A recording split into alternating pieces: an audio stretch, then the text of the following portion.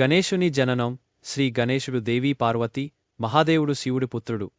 పురాణాల ప్రకారం దేవి పార్వతి మట్టితో గణేశుని శరీరం తీర్చి ప్రాణం పులిచింది. శివుని ఆజ్ఞ లేకుండా గణేశుడు పార్వతీదేవి గృహం ప్రవేశించకుండా నిలువరించాడు. ఆగ్రహించిన శివుడు గణేశుని తల నరికేశాడు. తర్వాత పార్వతీదేవి వేదనతో శివుడు ఏనుగు తలను అతడి శరీరానికి అమర్చి పునర్జన్మ ఇచ్చాడు. గణేశుని స్వరూపం. శ్రీ గణేశుడు ఏనుగు ముఖం, మనిషి శరీరంతో ఉంటారు. అతని 4 చేతుల్లో త్రిశూలం, పాశం, మోదకం, లడ్డు మరియు అభయహస్తం ఉంటాయి.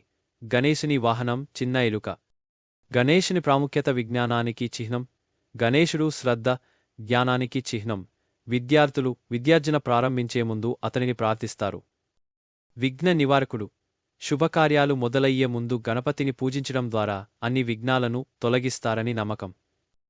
గణపతి పూజ. గణేశ చతుర్థి రోజున ప్రజలు గణేశుని విగ్రహాన్ని ప్రతిష్ఠించి విశేషంగా పూజిస్తారు.